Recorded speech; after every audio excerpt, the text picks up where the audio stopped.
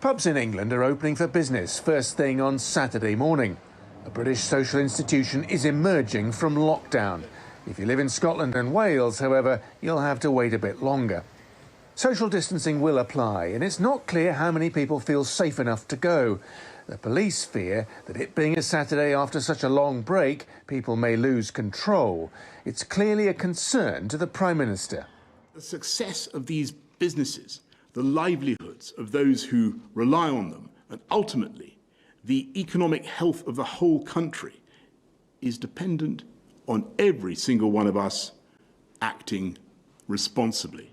Saturday will also be D-Day for hairdressers. The Prime Minister has said that's one of the first things he wants to do.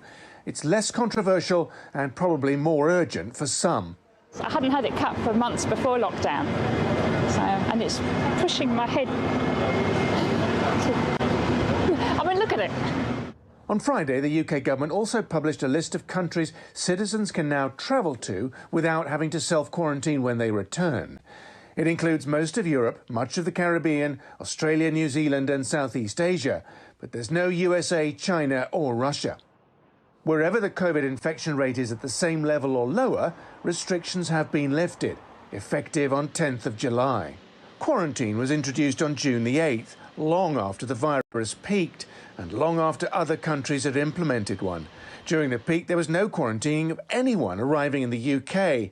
The latest policy has been incredibly unpopular and has made the government's response appear chaotic and improvised. It is true to say that just last week we had the highest ever number of cases, worldwide of coronavirus. So it's still very much alive and raging, in fact, in other parts of the world. What this quarantine still does, did and still does, is make sure that people won't be able to travel from those areas without quarantine.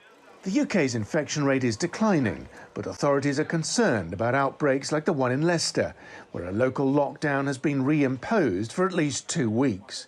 The government will be nervous that so-called Super Saturday doesn't produce more flare-ups elsewhere.